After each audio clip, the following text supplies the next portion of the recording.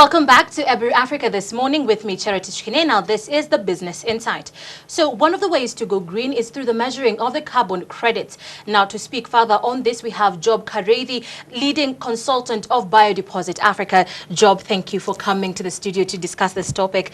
Now, let's begin first things first. What is carbon credits? Cheryl, carbon credits is actually a measure of how much emissions you are lowering in the atmosphere. Emissions of greenhouse gases has been credited with the negative side of global warming and climate change. So the more you mitigate global warming, the more you lower the emissions, and all that is measured and captured and counted as carbon credits. Yes. Speaking about biodeposit, it is an organic fertilizer. So indeed, you are skilled when it comes to matters agriculture. So let's talk about measuring of carbon credits in reference to agriculture. Agriculture has primarily three gases that come out of it that go into lowering, or let's say into warming the atmosphere. One among them is carbon dioxide, which really is consumed by trees during photosynthesis. The other one is methane, which is the gas that comes out, and people call it biogas. This is the gas that comes out of rotting or of, let's say, tissues or maybe plants or animals. And the other one is nitrous oxide, which comes from use of chemical fertilizers. Okay. All right. So how do we measure the carbon credits of a particular area?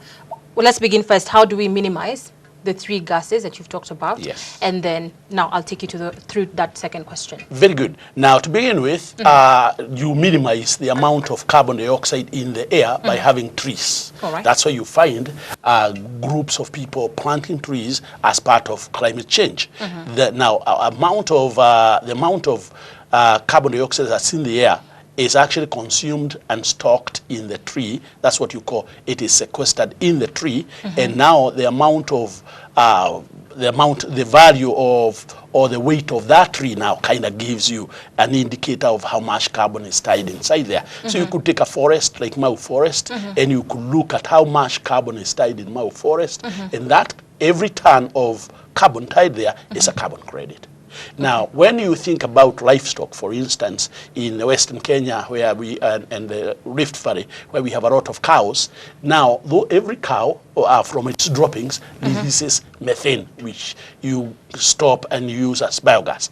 That methane, the more you hold it, other than it going to the atmosphere, you burn it as fuel, the more green you are. So we measure also how much methane have you captured, and then again, we calculate it, and for every ton of methane that you capture, you get X number of carbon credits. The other one now is nitrous oxide. As you stop using chemical fertilizers and use fertilizers like Biodeposit fertilizer, which does not emit, then you also avoid that emission of nitrous oxide. Nitrous oxide is a very lethal gas. Its global warming potential or damage level is 310 times that of carbon dioxide. So, of course, when you stop using nitrous oxide, you end up having a very clean environment, which is void of nitrous oxide. And when nitrous oxide goes to the atmosphere, it rains as nitrous acid, making our soils acidic. So we do need to get rid of it. Okay. Carbon credits is sort of a new concept when it comes to Africa. Do you know of any country that has adopted the carbon credit scheme? Yes, indeed. South Africa is one among the countries that are referred to as basic. South Africa, Brazil, China, India, these are countries that have learned that they can make a lot of money out of lowering their emissions, but also not just lowering, counting and reporting. Because you could have a forest, but if you don't understand carbon, then you don't really go out there and enumerate how much carbon credits you have. So you never really receive it and really feel the monetary gain of receiving the carbon credits. So these are countries that have done it. Kenya is also not too far. We are coming in. Right now, In Kenya, we have groups like the Green Belt Movement, which did a lot of work in forestry, and they are earning carbon credits. Yes. There are other areas, not necessarily in agriculture, but areas like in energy-saving stoves, cooking stoves, where you find Eco-Jiko, the Eco-Jiko, Jikos. for instance, Okay. where you find that because you're using them, you're using less trees, you're cutting less trees, using less wood to do what you're doing, and so you gain some carbon credits. There are many ways to look at, and but those are some of the ways. Like now in agroforestry, Eco-Jiko becomes very, very good. So you save trees in agroforestry. Okay. Who is to benefit from this carbon credit scheme? For example, now you've brought it back home here in Kenya. We've gone from the central government, we have now in the devolved system, and in the county governments we have the residents of that particular region. So who benefits? Is it the residents of a particular region? Is it the county as a whole, or is it the central government? The real ideal way is where the individuals within those communities should benefit. Why? And the reason is because it is individuals who do the working. It's the individual who plants the trees. It's the individual who holds the methane and as biogas. It's the individual who decides to not use the chemical fertilizer and instead uses the manure or uses organic fertilizers. That individual needs to do that. But then there's a problem. You can't just take a 1 acre property and do carbon credits on it and sell. So you do need the aggregate. You need to aggregate all of them. So counties then become the centers for development. And then at the very, very top, at the national level, we should have what you call an ETS, emission trading schemes, which is very comparable to, let's say, Capital Markets Authority, which is an authority under which now you can now transact. So it's sort of like a stock exchange. Yeah, well, here it will be carbon exchange. Yes. But at the carbon exchange, you do need the authority, a national authority. It's called the ETS, emission trading scheme. You need that. And so the government is well poised right now at the county level to create county carbon trading schemes that eventually will aggregate to the national emission trading schemes or the national ETS. When you go green, definitely, we speak of climate smart agriculture. Narrowing it down, you said we cannot, one person with 1 acre cannot be part of such a large, like for carbon credits, as I get from your conversation, is that it needs a large pool of people to make it worth the while. It's like a cooperative. You pull all these people together, you count for each one of them, then you aggregate them to create a bigger portion that you can take to the market. Ah, okay. So, but the bigger, the more better. The bigger, the better. And what about the bargain power when you talk about the markets, the trading markets for this particular credit? What is the market, the world market as of now? There are two ways to sell carbon. You can sell carbon as a certified carbon.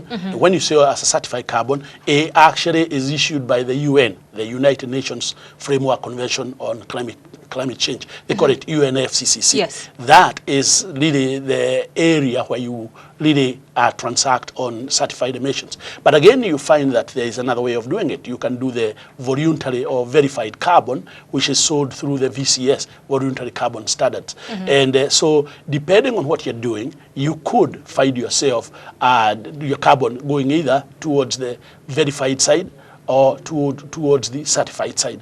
Right now in Chicago, the Chicago carbon market is very huge, mainly on verified carbon, which is in trillions of dollars. And of course, we have the UN market, which is also very, very big. We have the EU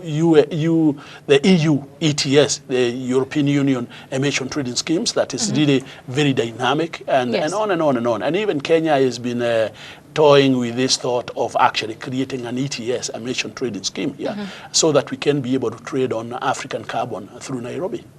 So lastly, why is it important to go carbon credit when it comes to Kenya and when it comes to Africa as a whole? The measure of greenness is actually the measure of lowered emissions, which is a measure of carbon credits. So really, if you want to trade in environmental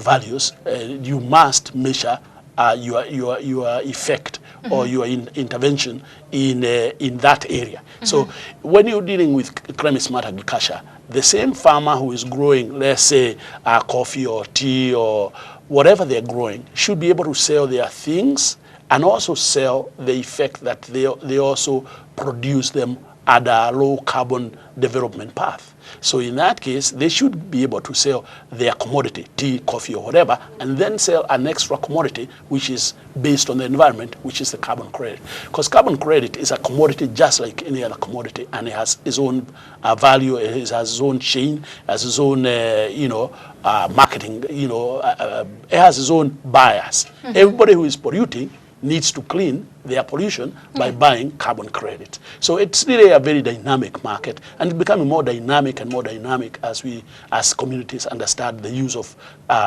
low emissions certificates, what you call carbon credits, in the economies. Just to take you a bit aback, when you've said people who pollute need to buy carbon credits, let's say, for example, China, one of the world's leading industrial countries, I know they pollute, they emit a lot of greenhouse gases. So are they the people who benefit from such projects as the carbon credits, so that they're able to pay to buy the rights to pollute? China and India are controversial a little bit because they are serious polluters, yet again, because they are manufacturing and they are treated as third world countries, and the kind of industries that they are dealing with are the older type of industries that come up with a lot of emissions. You find that their carbon credits are actually allowed in the market. But as we go on and as you cap, or as you keep, you create a cap so that you cannot produce, you cannot emit beyond a particular point. You find that China has really been capping a lot of its industries, so that they would have to buy, the industry inside there would have to buy a carbon credits inside China, so that they can be able to offset to their own trade in carbon. between them. So it's like a closed money market system. It's a closed emission trading scheme within China. Within China itself. So it's in sort of a way, it's building China. Yes, indeed. The China 2030 vision, is pegged a lot on the carbon credits and carbon trading. So really, and even now they have received a lot of financing through carbon trading. So it's a good idea, and we should emulate them and make a lot of changes in our sector. Will there ever be, now this is the last of the questions. Yes. Do you foresee a future where Africa will have its own trade market? Yes, indeed. In fact, I think very soon. I think that most of the mistakes that have been done in other places, because they have not been done here, when we do our emission trading schemes, they will be very neat. There will be better measurements than others, because we have already have learned from the mistakes that they did. And I'm looking at Africa as a big continent that has a lot of carbon tied in it, where we can be able to sell carbon just the same way you sell oil or any other commodity like that. Okay, I'm so looking forward to I'm that looking. I'll be seeing you in the future, just to see if the reality you've just given us will come to pass. I am looking forward to that time when we can Thank you for coming to the studio. Thank you, Cheryl. Thank you for joining us here on Business Insight, where the topic of discussion was carbon credits. I am Cherotich. Kenei. Continue your viewing here on Ebru, Africa This Morning.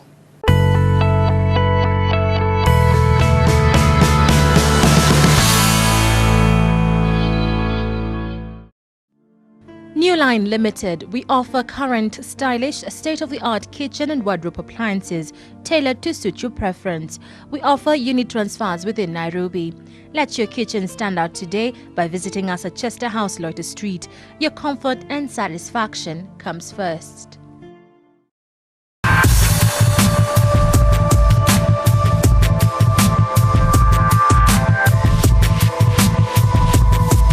Floma Professional Makeup. Does your exterior complement your interior?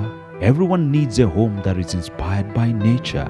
At Yenbo Limited, we offer durable, energy-efficient and affordable UPVC windows in attractive colors. Visit us at Wall Street Business Park off Mombasa Road. Yenbo UPVC windows. Your desire, our challenge.